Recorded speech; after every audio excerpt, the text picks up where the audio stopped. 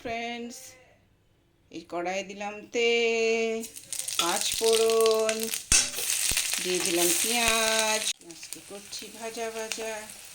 আজকে সকালে বাজার থেকে এনে দিয়েছে আমাকে পুঁই শাক চিংড়ি, বললো পুঁই শাক চিংড়ি করতে, তাই সিম্পল অ্যান্ড ইজি প্রসেসে পুঁই শাক অ্যান্ড চিংড়ি বানাতে নিলাম। পুঁই শাক সুন্দর করে লাগিয়ে নেব। সবুজ সবুজ তরকারি ভালো লাগছে। এখন ঢাকা দিয়ে রাখবো অল্প সময়। এই যে ভাজা ভাজা হয়ে একটু ভাজা করলাম, এবার দেবো স্বাদ মতন লবণ দেওয়ার পর এবার দেবো, বেশি মশলা কিছু দেবো না, আর একটু সামান্য একটু দিলাম একটু হলুদ আর কাঁচা লঙ্কা কিনতে। এবার সুন্দর করে লাগাবো।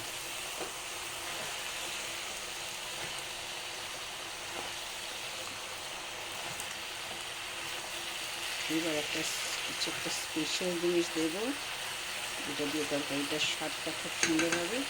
সেই জিনিসটা হলো এই যে চিংড়ি মাছ।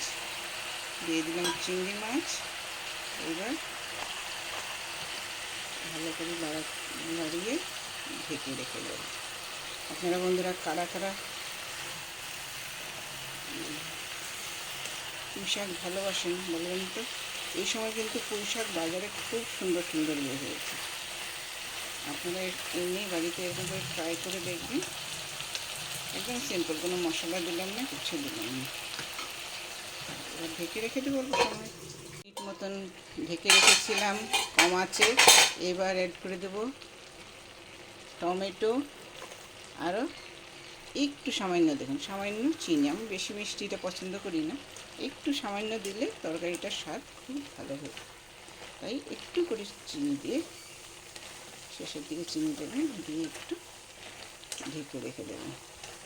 আপনারা কারা কারা, আমি তো ডেইলি একটা একটা খাওয়ার পোস্ট করি, রান্নার পোস্ট ডেইলি একটা একটা করি।